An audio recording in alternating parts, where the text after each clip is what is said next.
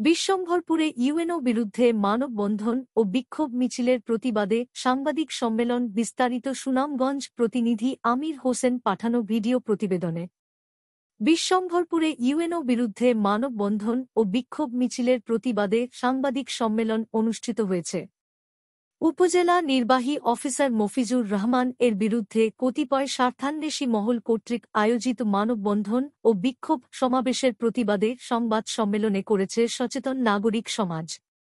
সোমবার ৫ই মে দুপুরে বিশ্বম্ভরপুর উপজেলা প্রেসক্লাবে সংবাদ সম্মেলনের আয়োজন করেন বিশ্বম্ভরপুর উপজেলার সচেতন নাগরিক সমাজ।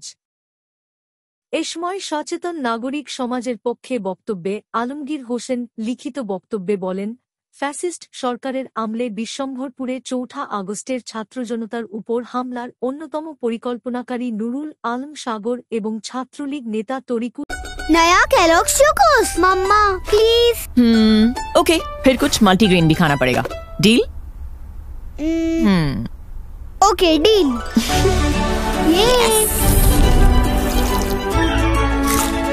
वो चॉकलेटी। अब दे दो आपका मल्टीग्रेन। यही तो है multigrain Chocos. High protein, high fibre और बिना मैदे वाला नया केलॉग्स मल्टीग्रेन चोकोस।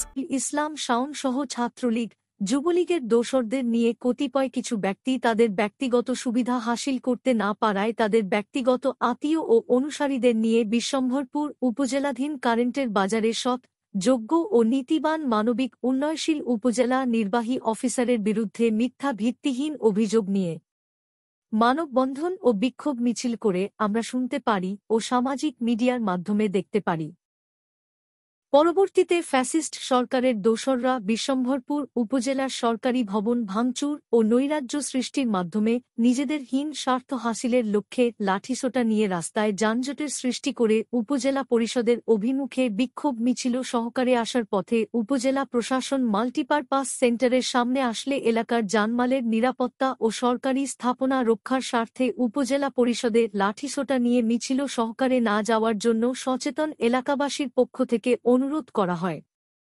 এ সময় তাদের হাতে থাকা লাঠি দ্বারা সচেতন এলাকাবাসীর উপর আক্রমণ করলে ধাওয়া পাল্টা ধাওয়ার ঘটনা ঘটে।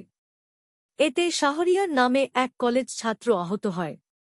আরও একটি বিষয় আমরা যোগাযোগ মাধ্যমে দেখে অত্যন্ত আশ্চর্য হলাম যে বৈষম্য বিরোধী ছাত্র আন্দোলনের সুনামগঞ্জ জেলা আহ্বায়ক জনাব ইমদ্দোজা ও সুনামগঞ্জ জেলা গণ অধিকার পরিষদের নেতার উপস্থিতিতে যাদের হাতে ছাত্র জনতার রক্তের দাগ শুকায়নি সেই আওয়ামী লীগের দোসররা সংবাদ সম্মেলন করে।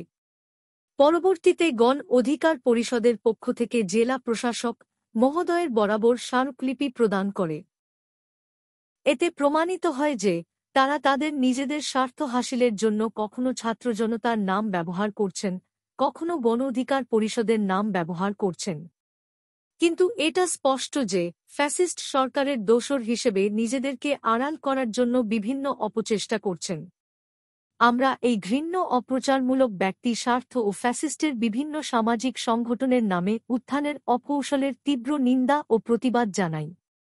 সংবাদ সম্মেলনে উপস্থিতি ছিলেন আলমগীর হোসেন, জাহাঙ্গীর আলম, আবুল কালাম, আরিফ রাব্বানী হিমেল, কারেজ তালুকদার, সোহাঙ্গীর তালুকদার, সৈয়দ আকরাম হোসেন, গোলাপ রায়হান, জাহিদ হাসান খান, শাহরিয়ার আলম, মনির হোসেন, সুমন রেজা, রফিকুল ইসলাম মেম্বারসহ সুনামগঞ্জ জেলা ও উপজেলার প্রিন্ট ও ইলেকট্রনিক্স মিডিয়ার সাংবাদিকরা প্রমুখ।